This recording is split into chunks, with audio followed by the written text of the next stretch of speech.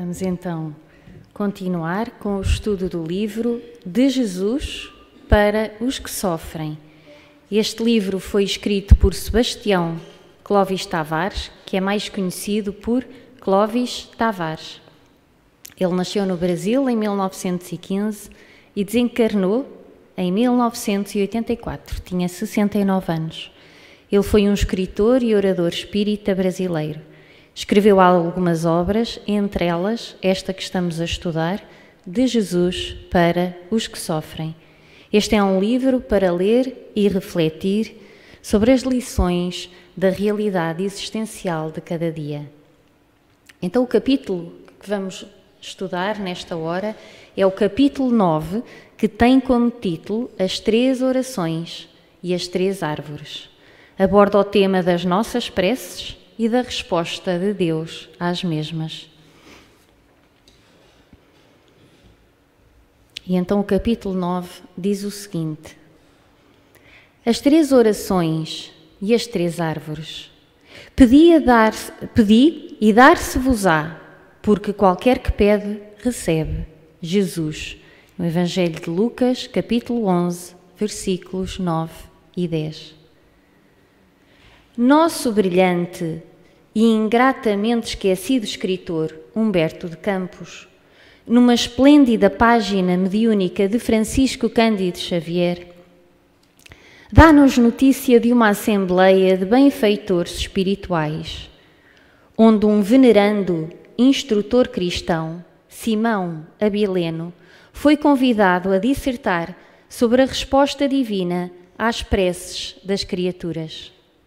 Aquele que é considerado no plano espiritual um mestre do apólogo e da síntese, contou então aos seus ouvintes uma antiga lenda que corre o mundo nos contos populares de numerosos países. O sábio instrutor Abileno declara de início que narraria a fábula a seu modo, considerando, por certo, as diversas variantes do belo apólogo em várias regiões do globo. E assim expõe a bela alegoria dela, extraindo brilhantes ilações preciosíssimas para todos nós. Em grande bosque da Ásia Menor, 3 árvores, ainda jovens, pediram a Deus lhes concedesse destinos gloriosos e diferentes. A primeira explicou que aspirava a ser empregada no trono do mais alto soberano da terra. Após ouvi-la, a segunda declarou que desejava ser utilizada na construção do carro que transportasse os tesouros desse rei poderoso. E a terceira, por último, disse então que almejava transformar-se numa torre nos domínios desse potentado para indicar o caminho do céu. Depois das preces formuladas, um mensageiro angélico desceu à mata e avisou que o Todo Misericordioso lhes recebera as rogativas e lhes atenderia as petições.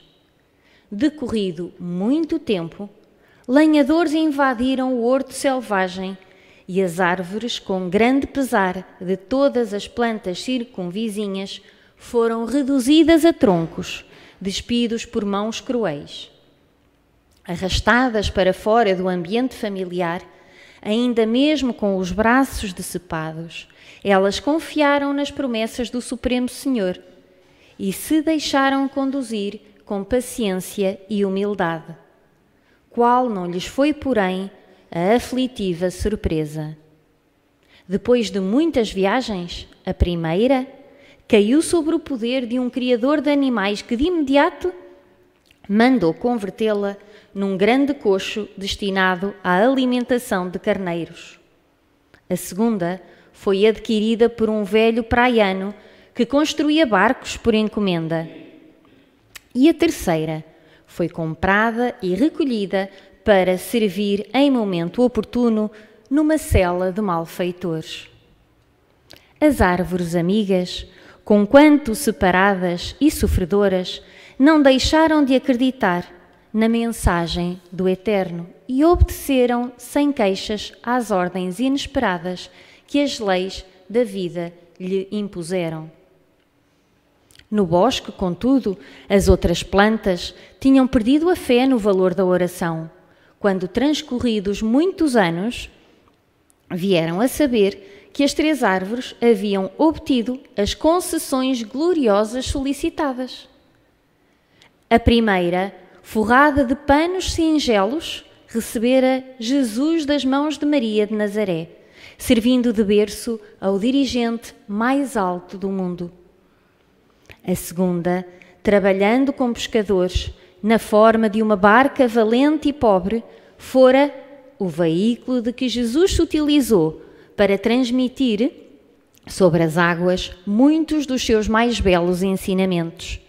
E a terceira, convertida apressadamente numa cruz em Jerusalém, seguira com ele o Senhor para o monte, e ali ereta e valorosa guardara-lhe o coração, torturado, mas repleto de amor no extremo sacrifício, indicando o verdadeiro caminho do reino celestial. Simão silenciou comovido e, depois de longa pausa, terminou a entremostrar os olhos marejados de pranto e disse: em verdade, meus amigos, todos nós podemos endereçar a Deus, em qualquer parte e em qualquer tempo, as mais variadas preces. No entanto, nós todos precisamos de cultivar paciência e humildade para esperar e compreender as respostas de Deus. E continua o autor da obra, Clóvis Tavares, a dizer o seguinte: para confirmar a palavra do sábio instrutor espiritual, retiro dentre meus guardados uma pequena página, também antiga, há muitos anos publicada na imprensa de minha terra.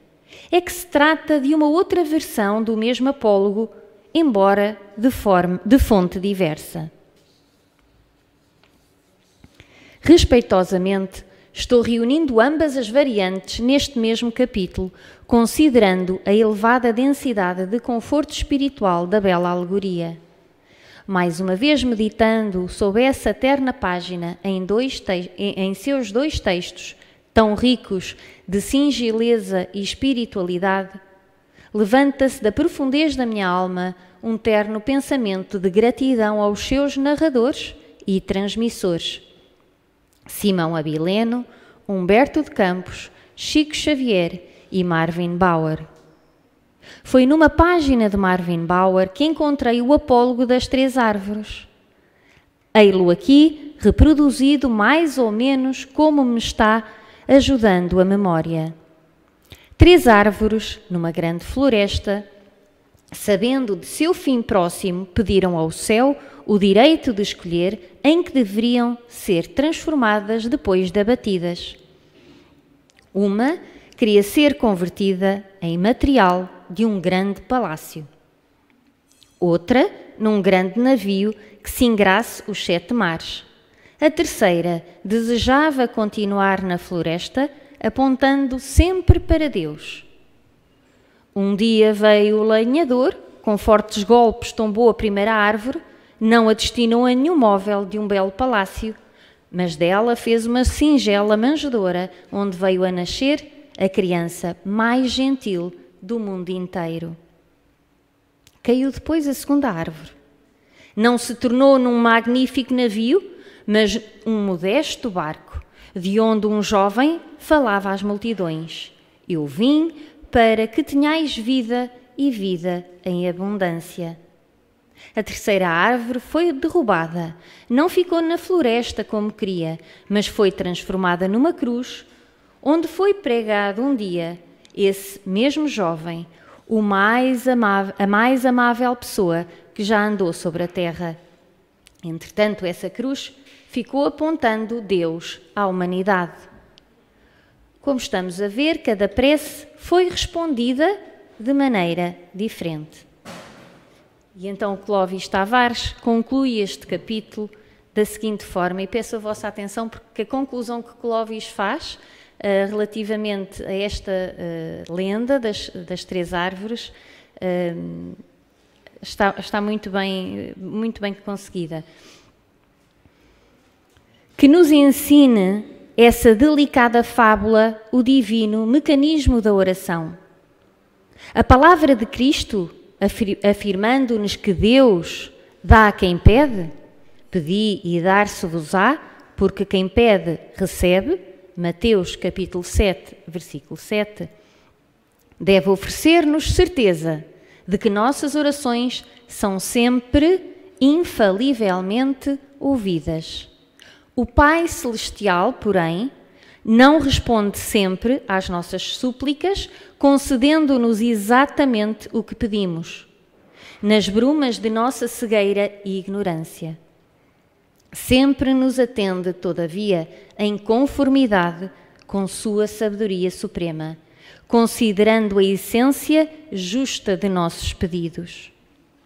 Suplicamos muitas vezes o que nos parece bom, mas que é substancialmente mau. Deus nos outorga, entretanto, o melhor, que às vezes julgamos mau e nem sempre entendemos de pronto.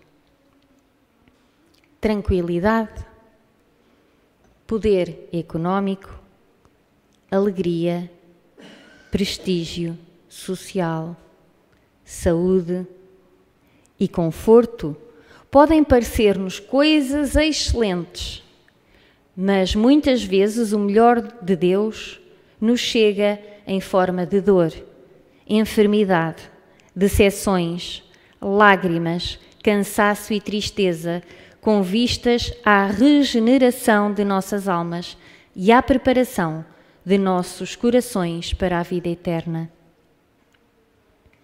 Tendemos a buscar sempre o que nos parece bom, mas estejamos certos, Deus nos concede sempre o melhor. E então este era o capítulo 9 de Clóvis Tavares, a fábula As 3 Orações e as 3 árvores, onde cada árvore faz o seu pedido a Deus, pedido esse que é atendido não exatamente como elas o tinham feito, mas de forma diferente. Todos nós fazemos preces e quando fazemos prece, entramos em comunhão com Deus, com Jesus e com os espíritos superiores, a fim de recebermos proteção e auxílio. O hábito de orar é de valor inestimável e deve ser exercido diariamente, pois tem o poder de criar um campo de forças positivas ao redor de quem ora. Mas atenção, não é rezar as intermináveis ladainhas e o Pai Nosso de forma apressada, sem sentirmos aquilo que estamos a dizer, sem muitas vezes pensarmos no sentido de cada frase que está na oração do Pai Nosso. E por vezes as pessoas repetem de forma seguida e quase automática. Essas preces não têm valor perante Deus. Jesus disse: não vos assemelheis aos hipócritas que pensam que pelo muito falar serão ouvidos. O essencial é que a nossa prece seja sentida e não precisa de ser muito grande. A bondade de Deus não está voltada para as fórmulas e número de palavras, mas sim para as intenções de quem ora. No entanto, a prece pode mudar a natureza das provas pelas quais o homem tem de passar, ou até mesmo desviar-lhe seu curso, e isto porque elas estão nas mãos de Deus. E há as que devem ser suportadas até ao fim, mas Deus leva sempre em conta a resignação. Existem acontecimentos na vida atual aos quais o homem não pode furtar-se. São consequências de falhas e deslizes do passado, de vidas passadas, que necessitam de reajustes. É a aplicação da lei de causa e efeito. E isto a explica porque alguns alegam que pedem benefícios a Deus, mas que nunca são concedidos. Há muitas coisas na nossa vida presente que nos parecem úteis e essenciais para a nossa felicidade, mas que na realidade nos poderão ser prejudiciais. E esta é a razão por que elas não nos são concedidas. Contudo, o egoísmo e o imediatismo não permitem que nós percebamos com exatidão a eficácia da prece. As nossas súplicas são atendidas muito mais vezes do que aquelas que nós supomos. A resposta a uma prece pode vir por meios indiretos ou por meio de ideias com as quais saímos das dificuldades. Àquele que pede, Deus está sempre pronto a conceder-lhe a coragem, a paciência, a resignação para enfrentar as dificuldades e os dissabores inerentes à natureza humana, com ideias que lhes são sugeridas pelos espíritos benfeitores, deixando-nos, contudo, o mérito da ação, e isto porque não se deve ficar ocioso à espera de um milagre. Assim não peçamos milagres ou prodígios, mas tão somente forças para suportar aquilo que não está ao nosso alcance mudar. Paciência, resignação, fé e coragem. Concluo o estudo do capítulo 9 com a linda oração a São Francisco de Assis.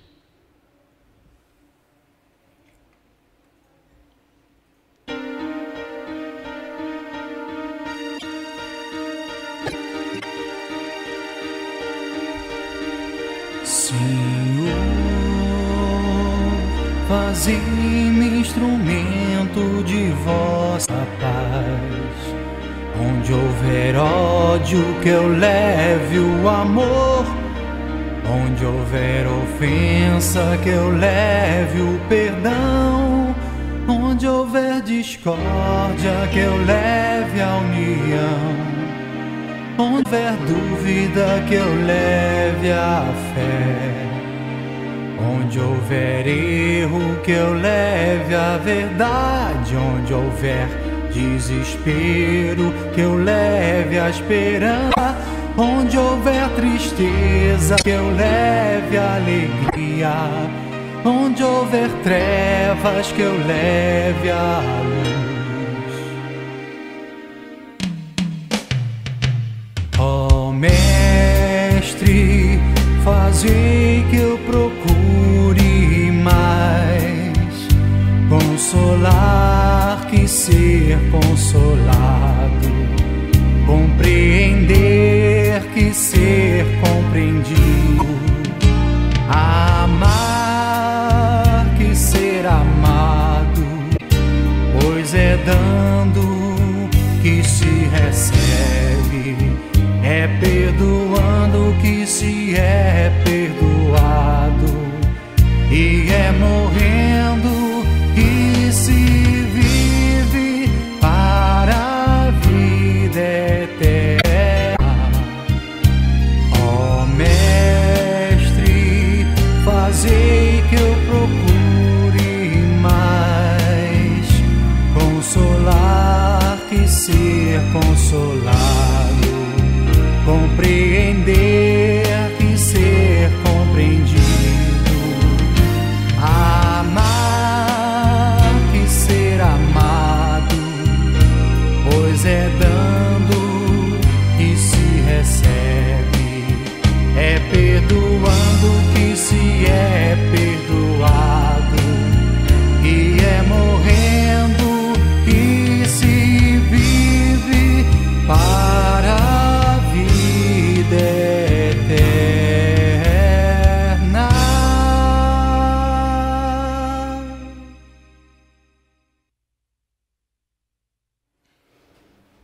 Então, que Deus nos abençoe, nos ilumine, nos proteja e que nos auxilie a corrigir o nosso comportamento, que nos ajude a sermos pacientes, humildes, caridosos e indulgentes para com o próximo.